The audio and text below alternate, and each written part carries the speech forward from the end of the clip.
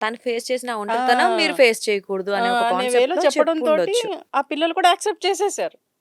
లేదంటే వాళ్ళు వెంటనే ఎవరో ఒకళ్ళకి మెసేజ్ పెట్టడం గాని చేసేవారు కదా పిల్లలు. చెయ్యొచ్చు. చిన్న పిల్లలేం ఆ! కాదు కదా! కాబట్టి ఆఫ్‌కోర్స్. వాళ్ళు చేయలేదు అంటే అమ్మ మాటని యాక్సెప్ట్ చేసినట్లేగా. రైట్. అది సో, అది కాబట్టి కరెక్టే. అందుకే అంటాను. ఎందుకంటే ఎప్పుడైతే ఈవిడి చుట్టూ ఉండే వాళ్ళకి నేను ఒంటరిగా ఉండలేకపోతున్నాననే ఫీలింగ్ ఎక్స్‌ప్రెస్ చేసిందో, అప్పుడే వాళ్ళు అలర్ట్ అయ్యి ఉంటే, వాళ్ళ పేరెంట్స్ కానివ్వండి, ఫ్రెండ్స్ కానివ్వండి, అలర్ట్ అయ్యి ఉంటే ఈ స్టేజ్ వచ్చేది కాదు. అదేమో. అవును. ఓకే అమ్మా. ఎందుకంటే ఈ మానసిక సమస్యలనేవి పైకి కనిపించవు.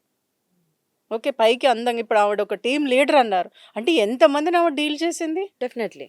అంతమందిని డీల్ చేసినప్పుడు తను డీల్ చేసుకోలేదంటే తన గురించి తను నెగెటివ్‌గానే థింక్ చేసింది.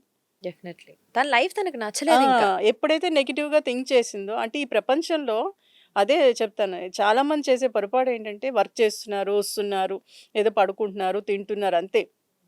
కానీ మనకు తెలియని ప్రపంచం చాలా ఉంది. చూడండి స్లమ్ ఏరియాకెళ్ళి చూడండి, హోమ్స్‌కెళ్ళి చూడండి.